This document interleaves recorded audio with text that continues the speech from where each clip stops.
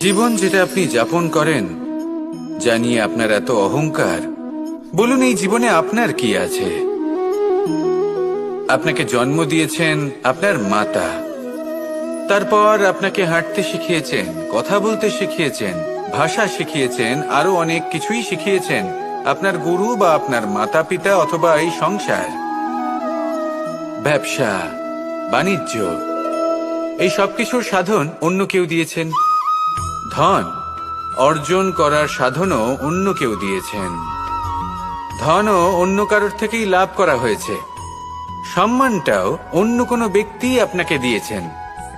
জন্মের পর প্রথম স্নানও অন্য কারোর হাতে করতে হয়েছে। মৃত্যুর পরেও অন্তিম স্নানটাও অন্য কেউ করাবে।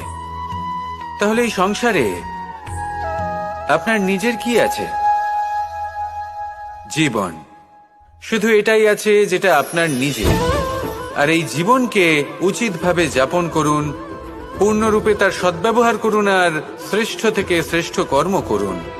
যদি সময় এলে পরে অন্য কেউ আপনাকে কিছু দেয় আপনার যেটার প্রয়োজন ছিল, তাহলে সময় এলে আপনাকেও অন্যদের সব কিছুই দেওয়া উচিত। এই জীবনে যা কিছুই লাভ করেছেন তা উচিতভাবে ভালোবেসে উপভোগ করতে শিখুন।